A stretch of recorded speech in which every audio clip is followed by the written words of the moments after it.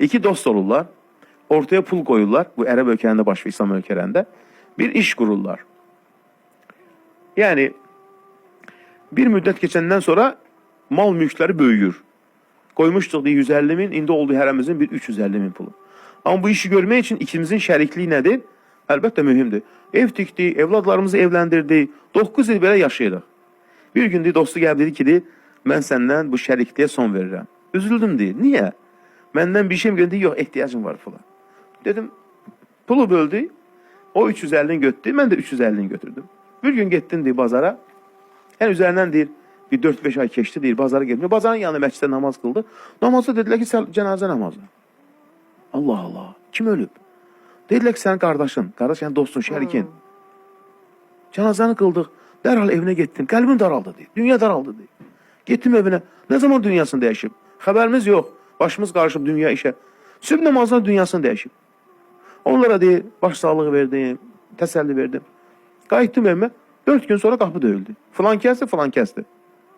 Qardaşın dünyasını dəyişib, Allah rəhmət eyləsin. Dedim, hə, həqiqətən çox sıxılmışam. Deyir ki, yaxşı, biz xəbərim var, nə olub? Sən dostun, şərkin, qardaşın məndən borc götürmüş 350 min. Gedib ondan pul götürüb özü işi böyütsün. Ayrı işləsin, ehtiyacı var. Getdim, dedim ki, bura niyə gəldin ki? Getdim evlərinə, qəbul etmədilər deyir, borcu ailəsi. Dedim, necə, ola bilməz axı, yaxşı ailədir. Gəl məndən bir yerdə gedək. Getdi, qapını döydü, filan kəs, məni tanıyırsınız, bəli tanıyırıq, hani atamızın dostusan, qardaşısan, bunun pulunu nəyə qaytarmısınız? Deyir, ata bizə deməyib. Axı, mən şahidəm ki, bu tanınmış tacirlərdən də yalan söyləməz. Dedi, yox, vermirik. Baxdı, dedi, halal eləmirəm, Allah onu rəhm eləməsin. Çox pis oldum, deyir. Sanki başıma qaynar söktülər, deyir. Evə qayıtdım, deyir, 2 gün yata bilmədim, deyir. 2 gün sonra, deyir, getdim, hesabımdan pulu çıxartdım, həmən 350 min, qapını döydüm. Filan kəs, filan kəs. Niyə gəlmişsən? Bu mənim qardaşımın, dostumun borcu. Dedi, sən verirsən, yoxsa ailəsi verir. Dedim, sənə nə dəxli? Dedin ki, halallığı vermə, halallığı ver.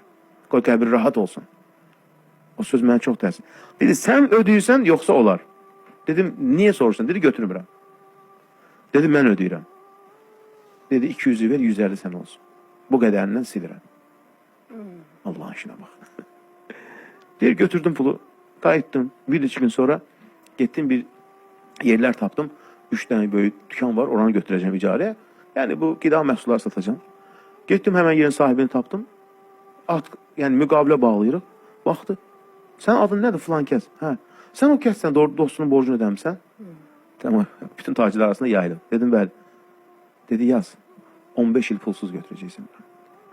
Dedim istəmirəm. Dedi yox ya yox. Sen bu yaxşılıq eləmişsən. 15 il sən pulsuz ver. 15 ildən sonra baxarıq. Dükkanı düzəltdim, əl gəzdirdim. Yenə də pulum çatmır deyir. Bir də gördüm deyir. Dükkanın qabağında 2 dənə tır dayandı. Filan kəsdi, filan kəsdi. Hə, nədir? Bunu filan şəhərin tacirləri göndərib. Doldurun dükkanı.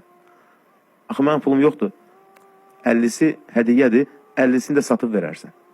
İndi deyir, hesabımda deyir 30 milyon pulum var deyir. O ülkenin puluyla.